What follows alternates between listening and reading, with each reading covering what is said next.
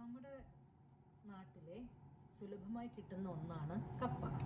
അപ്പം ഇന്ന് ഞാൻ നിങ്ങളുടെ മുന്നിൽ അവതരിപ്പിക്കുന്നത് കപ്പ ബിരിയാണിയോ പാൽക്കപ്പയോ കപ്പ പുട്ടുമല്ല, മറിച്ച് കപ്പ കേക്കാണ്.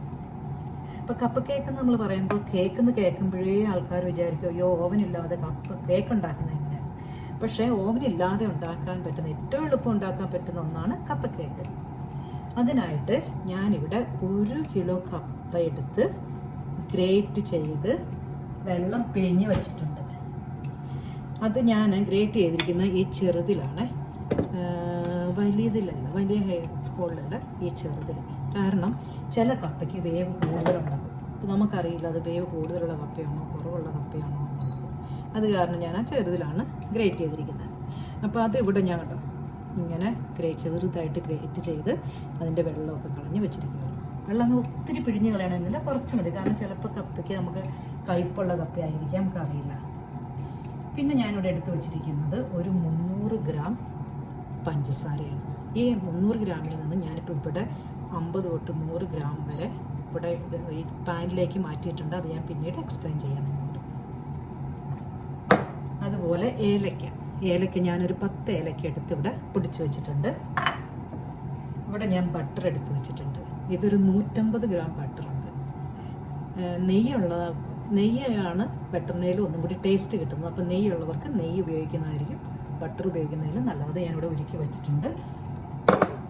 പിന്നെ 3 വലിയ മുട്ട വലുതാണെങ്കിൽ 3, ചെറുതാണെങ്കിൽ 4 മുട്ട നമുക്ക് ഉപയോഗിക്കാം. പിന്നെ മൈദ ഞാനിവിടെ ഒരു 150 ഗ്രാം മൈദ എടുത്ത് വെച്ചിട്ടുണ്ട്. തേങ്ങ നമ്മൾ എത്രത്തോളം ഇടുന്നു അത്രയും നല്ലതാണ്. ഇവിടെ ഞാൻ വലിയ തേങ്ങയുടെ ഒരു പകുതി മുറി മൊത്തം ചിരണ്ടി വെച്ചിട്ടുണ്ട്. പിന്നെ നമുക്ക് വേണ്ടത് കേക്ക് ഉണ്ടാക്കാനായിട്ട് ഇതുപോലെ ഒരു കേക്ക് ഉണ്ടാക്കാൻ ട്രേ. പക്ഷേ ഇത് കേക്ക് ഉണ്ടാക്കുന്ന ട്രേ ഇല്ലാത്തവർക്കാണെങ്കിൽ നമ്മുടെ സ്റ്റീൽ പാത്രം ഉണ്ടല്ലോ, വട്ടത്തിലുള്ള ഫുഡൊക്കെ കഴിക്കുന്ന ആ സ്റ്റീൽ പാത്രത്തിൽ നമുക്ക് ഉണ്ടാക്കാവുന്നതേ ഉള്ളൂ. കാരണം സ്റ്റീം ചെയ്യുമ്പോൾ സ്റ്റീൽ പാത്രം ആയാലും കുഴപ്പമില്ല. പക്ഷേ അതിൽ നമ്മൾ കുറച്ച് നെയ്യ് തൂക്കണം. പിന്നെ ഞാനിവിടെ ഒരു നമ്മുടെ ബേക്കിംഗ് പേപ്പർ ഉണ്ടല്ലോ, അത് പയ്യൊന്ന് മുറിച്ച് ഇതിൻ്റെ അടിയിൽ വെച്ചിട്ടുണ്ട്.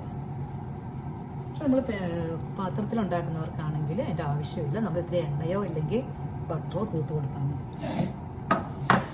അപ്പം നമുക്കിവിടെ നോക്കാം. അപ്പോൾ ഇപ്പം നമ്മൾ എടുത്ത് വെച്ചിരിക്കുന്ന 300 ഗ്രാം പഞ്ചസാരയിൽ നിന്ന് ഞാനിവിടെ ഒരു 50 തൊട്ട് 100 ഗ്രാം പഞ്ചസാര വരെ എന്ന രീതിയിൽ ഇവിടെ ഇട്ടിട്ടുണ്ട്. അതെന്തിനാണ് കാരാമൽ ഉണ്ടാക്കാനായിട്ട്. കാരാമൽ നമ്മൾ അത്യാവശ്യമായിട്ട് ഉണ്ടാക്കേണ്ട ഒരു കൂട്ടാണ്. കാരണം അപ്പോൾ നല്ലൊരു കളറൊക്കെ നമുക്ക് കിട്ടും. അപ്പോൾ അതിന് വേണ്ടിയിട്ട് ഞാനൊരു 50 തൊട്ട് 100 ഗ്രാം വരെ ഉണ്ട് ഇത് ഇപ്പോൾ എടുത്ത് വെച്ചിരിക്കുന്നത്. അതിപ്പോൾ കാരാമൽ ഉണ്ടാക്കാൻ വെച്ചിരിക്കുകയാണ്. ഞാനപ്പോൾ തീ ഇപ്പോൾ ഇത്തിരി കൂട്ടി വെച്ചിരിക്കുക. അപ്പോൾ ഈ തീ കൂട്ടി വയ്ക്കാൻ കാര്യം എന്താണെന്ന് വെച്ചെന്നാൽ ഇത് കുറച്ച് പെട്ടെന്നൊന്ന് മെൽറ്റ് ചെയ്ത് വരാൻ വേണ്ടിയിട്ടാണ്. അത് കളർ മാറി തുടങ്ങുമ്പോൾ ഞാനത് തീ കുറച്ച് കൊണ്ടുവരും. ഇപ്പോൾ കളർ മാറിയിട്ടില്ല.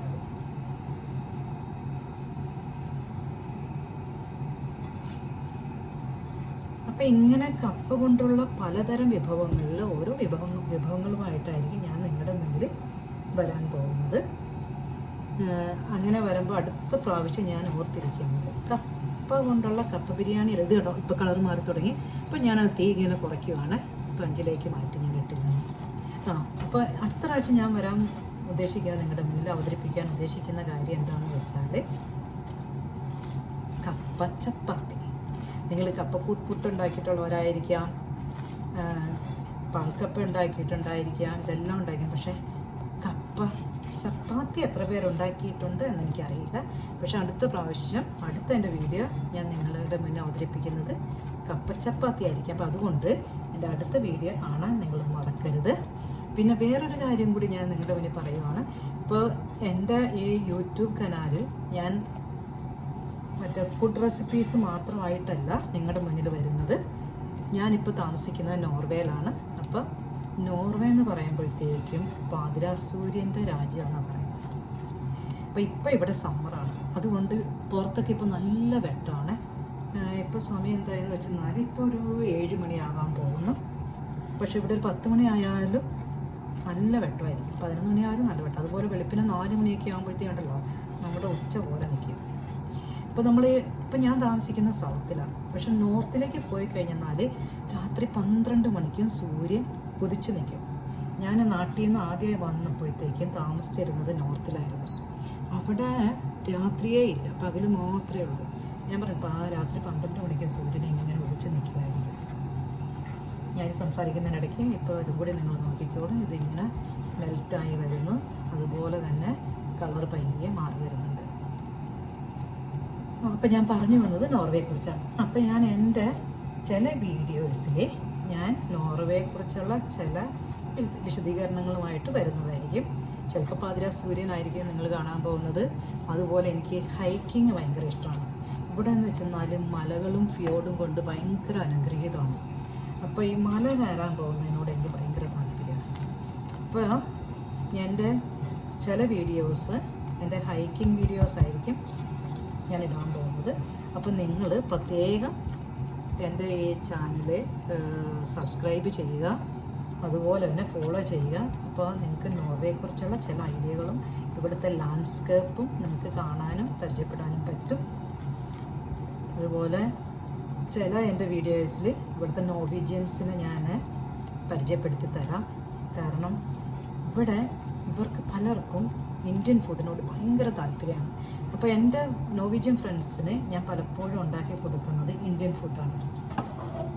അപ്പോൾ ചില എൻ്റെ വീഡിയോസ് നിങ്ങൾ ഫോളോ ചെയ്യുവാണെങ്കിൽ കാണാൻ പറ്റും നോർവേജ് ഇവിടുത്തെ ഒരു സിസ്റ്റം എങ്ങനെയാണ്. അവർ വേറൊരു സ്ഥലത്ത് ചെല്ലുമ്പോഴത്തേക്കും ഫുഡ് കഴിക്കാൻ ഇവർ ഫ്ലവറായിട്ട് വരുന്നവരുണ്ട്, ചിലപ്പോൾ നിങ്ങൾ ഗിഫ്റ്റായിട്ടായിരിക്കും വരുന്നത്. അപ്പോൾ അതൊക്കെ നിങ്ങൾക്കൊന്ന് കാണാം. അപ്പം ചില എൻ്റെ വീഡിയോസിൽ നിങ്ങൾക്ക് ഇവിടുത്തെ നോർവീജിയൻസിന് പരിചയപ്പെടാനുള്ള ഒരു അവസരം കൂടിയാണ്. അത് നിങ്ങൾ ഒരിക്കലും മിസ്സ് ചെയ്യരുത്. അത് മിസ്സ് ചെയ്യാതിരിക്കണമെങ്കിൽ നിങ്ങൾ എൻ്റെ വീഡിയോസ് സബ്സ്ക്രൈബ് ചെയ്യുക, അതുപോലെ ഫോളോ ചെയ്യുക.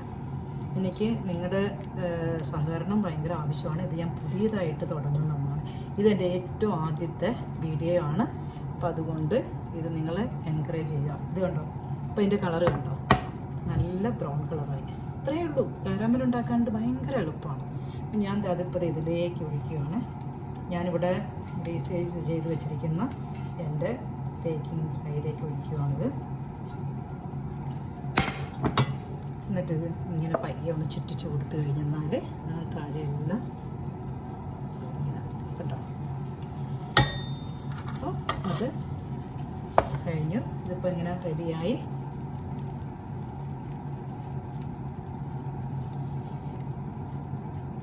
ഇനി നമ്മൾ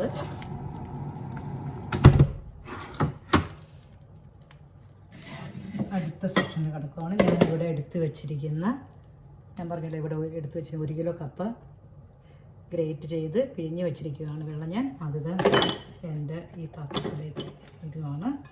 ഇനി നമ്മൾ കപ്പ കേക്ക് ഉണ്ടാക്കാനായിട്ട് പോവുകയാണ്.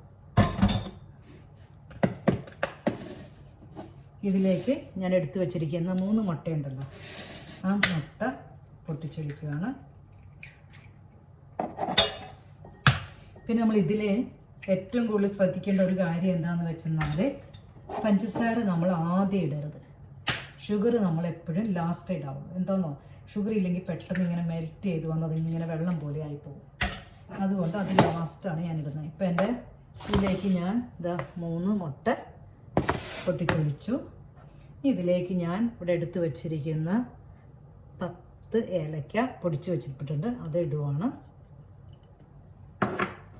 അതുപോലെ തന്നെ ഞാനിവിടെ എടുത്ത് വെച്ചിരിക്കുന്ന, ഞാൻ പറഞ്ഞില്ലേ, ഒരു വലിയ തേങ്ങയുടെ പകുതി തേങ്ങ ചിരണ്ടി വെച്ചിട്ടുണ്ട്, അത് മൊത്തം ഇടുവാണ്. കാരണം തേങ്ങ എത്ര ഇടുന്നോ അത്രയും നല്ലതാണ്.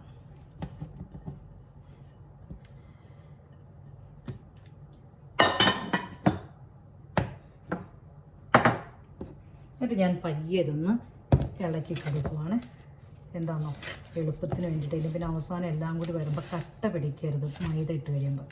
അതിന് വേണ്ടിയിട്ട് ഞാനിതൊന്ന് പയ്യത ഇളക്കി കൊടുക്കുക. പിന്നെ ഞാൻ നോർവേയെക്കുറിച്ച് പറഞ്ഞ ഒരു കാര്യം കൂടി പറയാം. ഇവിടെ ഈ ക്രിസ്മസ് ഒക്കെ ആകുമ്പോഴത്തേക്കും ഉണ്ടല്ലോ ഭയങ്കര ഡെക്കറേഷൻ എല്ലായിടത്തും.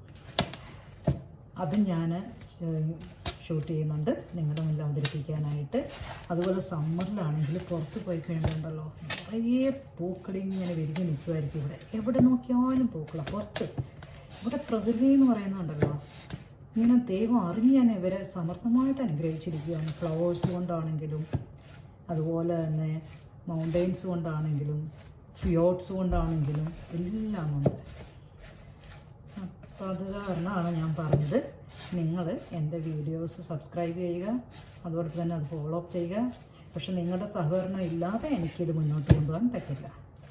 അപ്പം നിങ്ങൾ സബ്സ്ക്രൈബ് ചെയ്യുന്നതനുസരിച്ചും എൻ്റെ വീഡിയോസ് ഫോളോ അപ്പ് ചെയ്യുന്നതനുസരിച്ചും ആയിരിക്കും ഞാൻ കൂടുതൽ വീഡിയോസും നോർവേയെക്കുറിച്ചുള്ള കൂടുതൽ വിവരണങ്ങളും നിങ്ങളുടെ മുന്നിൽ അവതരിപ്പിക്കുന്നത്. അല്ല, ഇതിപ്പോൾ ഞാൻ കുറച്ചതെല്ലാം കൂടി മിക്സ് ചെയ്ത് വെച്ചിരിക്കുകയാണ്. ഇതിലേക്ക് ഞാൻ ഇവിടെ ഉരുക്കി വച്ചിരിക്കുന്ന 150 ഗ്രാം ബട്ടർ ഒഴിക്കുകയാണ്.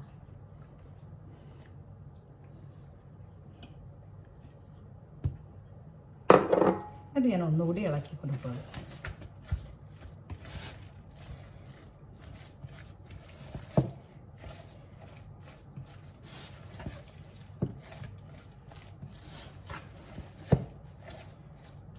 ഞാൻ നാട്ടിലായിരുന്നപ്പോൾ ഉണ്ടല്ലോ നഴ്സറി ട്രെയിനിങ്ങിന് പോയത്, അതായത് NTTC എന്ന് പറയും. അപ്പോൾ NTTCക്ക് പോയപ്പോഴത്തേക്ക് നമ്മൾ എന്തെങ്കിലും ഒരു കുക്കറി ഷോ ഉണ്ടായിരുന്നു. അപ്പോൾ അതിൽ നമ്മുടെ കഴിവ് നമ്മൾ തെളിയിക്കണമായിരുന്നു. അപ്പോൾ അന്നാണ് ഞാൻ ആദ്യമായിട്ട്, അത് വർഷങ്ങൾക്ക് മുമ്പാന്ന് ഓർക്കണേ, ആദ്യമായിട്ട് കപ്പ് കേക്ക് ഉണ്ടാക്കുന്നത്.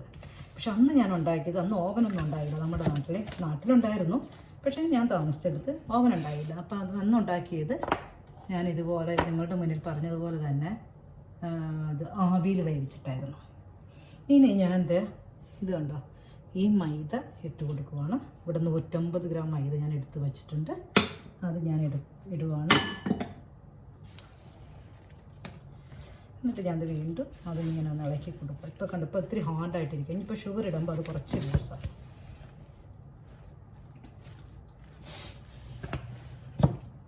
പിന്നെ ഒരു കാര്യം കൂടി പറയാം, ഇപ്പോൾ കപ്പ നമുക്ക് പിഴിഞ്ഞ് കളയണമെന്നില്ലാത്തവർക്കാണെങ്കിൽ പിഴിഞ്ഞ് കളയണമെന്ന് നിർബന്ധമൊന്നുമില്ല കേട്ടോ. ഞാൻ ഇപ്പോൾ എനിക്ക് കയ്പില്ലാത്ത കപ്പയാണെങ്കിൽ പലപ്പോഴും ഞാൻ ചെയ്യാറുള്ളത്, പക്ഷേ പിഴിഞ്ഞ് കളയുന്നതായിരിക്കും നല്ലത്. ഇല്ലെങ്കിൽ പിന്നെ നമുക്ക് അറിയില്ലല്ലോ എങ്ങനെയാണെന്ന്.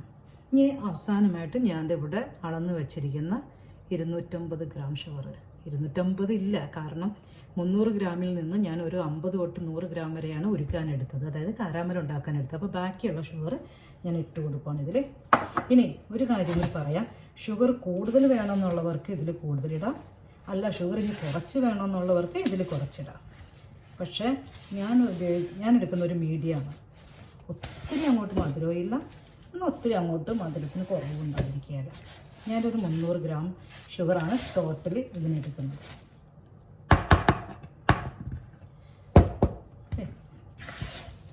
എന്നിട്ട് അത് നന്നായിട്ട് ഞാൻ ഇളക്കി കൊടുക്കുകയാണ്. നന്നായിട്ട് ഇളക്കി കൊടുക്കണം, ഇല്ലെങ്കിൽ പിന്നെ ഷുഗർ അവിടെ ഇവിടെയൊക്കെ ഇടും. അതുപോലെ ഇട്ട മൈദ ഇതെല്ലാം കൂടി നന്നായിട്ട് ഇളക്കണം നമ്മൾ.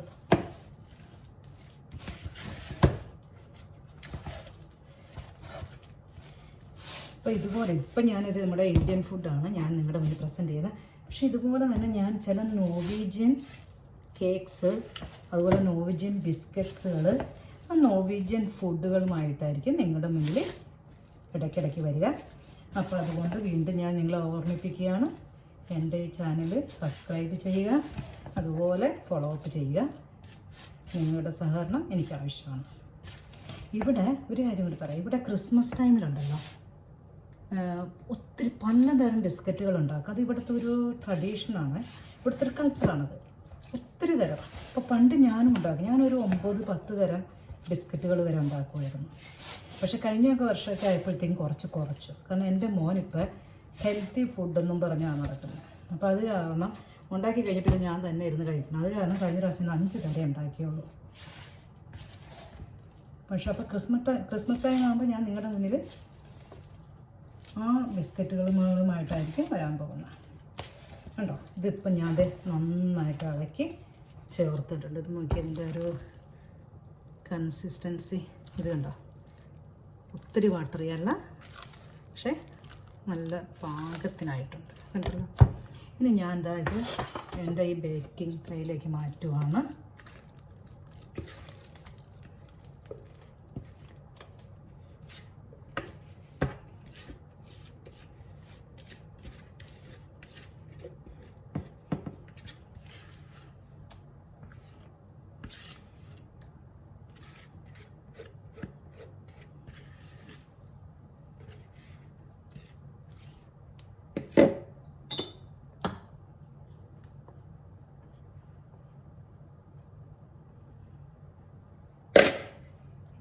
ഒന്ന് പയ്യെ ഇപ്പം ഞാൻ പറഞ്ഞതുപോലെ നമ്മൾ പുഴുങ്ങുവാണെങ്കിൽ നമ്മുടെ സാധാരണ സ്റ്റീൽ പ്ലേറ്റ് മതി.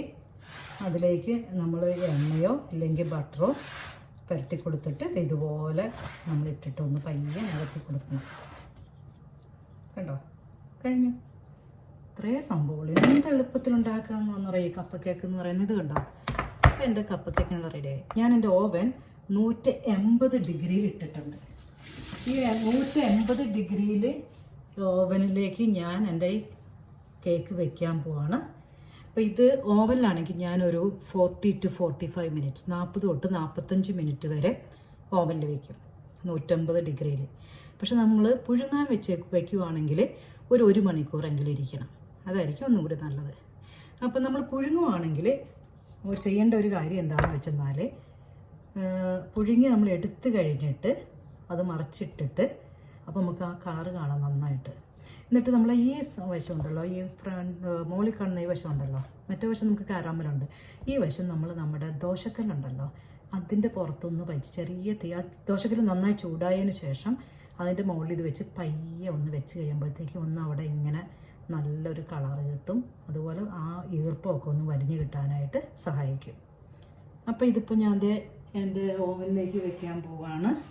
എൻ്റെ ഓവൻ റെഡിയായി. അപ്പോൾ ഞാൻ